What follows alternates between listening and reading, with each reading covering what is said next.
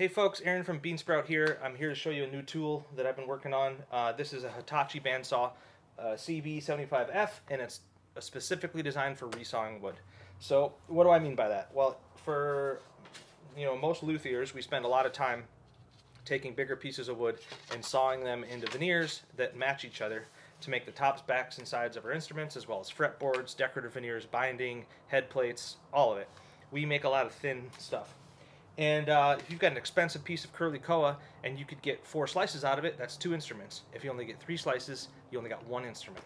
So being able to resaw really accurately saves you time and money, and it really is the most efficient way to go. So I already have, as you know, a really beautiful old bandsaw from the 1890s, American Sawmill Machinery Company, which has been upgraded and modernized in many ways. But it still is can be a little rough on the resaw situation. So I would rather leave that bandsaw with like a 3/8 inch blade for regular rough work and for cutting curves and whatever comes up, and leave this one just for resaw. So we dragged this machine out of the basement at the Carpenter Ant Stash. Ken had used it in the past to make musical instrument parts. These were, as far as I can tell, these were pretty much made in the 80s and 90s in Japan, which is a very modern tool for me. You guys know that I like the old stuff. But it was just made for resaw. It's got a 12-inch capacity this way, which is the same as my big saw over there, but this takes up about half the space. So that's really good. And one reason they're kind of famous is because they're designed from the factory to run a blade like this. Basically a mini sawmill blade. So this one came with this blade on it, but it needs to be sharpened badly, and I didn't like the guides that hold this blade. They were just phenolic parts, and it just really didn't work well for me.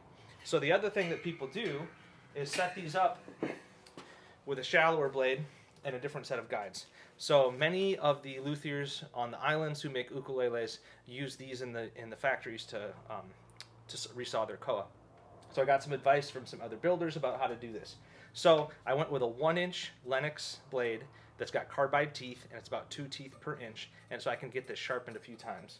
And luckily this machine came with these roller blade guides, so that I could just set it up and go for it. You can't get these anymore. If I didn't have these, I'd have to get Carter guides and then have some things fabricated to make it fit, but I got lucky with that. The big weak spot in this saw is the motor. The original motor is like a router that was in place, and then it steps up with some gears and a chain in order to try to get the saw to spin. I tried that motor, and I bogged it down with the first piece of maple I tried to cut. So I got advice from a lot of other people, and I replaced the motor with a 3 horsepower old motor. It's a Dewar motor. And then I put a new switch on. So this is a 220 motor, the appropriate switch with the safety paddle. And then I had to get new pulleys and new belts to match and get it all set up. I'm still tweaking it, so I haven't put the cover for the pulleys on yet. It's down there. I had to do a ton of work to get the table set up and straight and all that. Still working on dust collection. But the adjustments for this saw, it's like good Japanese engineering from back in the day. Everything is super easy and very accurate. And I love how the fence works.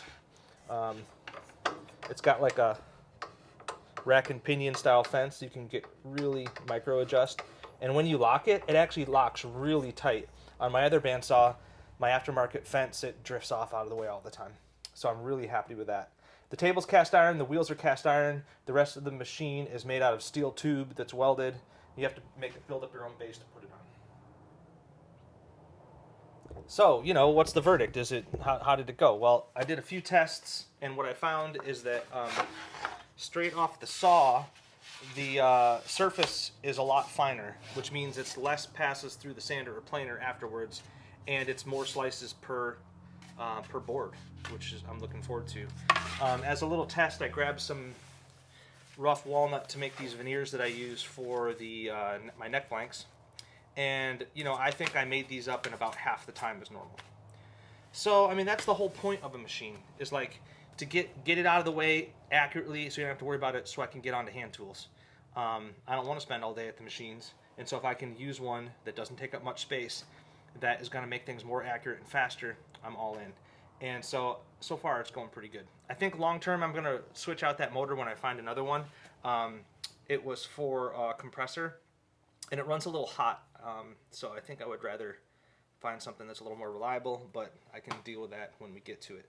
In the meantime, it's pretty weird for me to have a non-American made, non-old machine in the shop, but it's cool.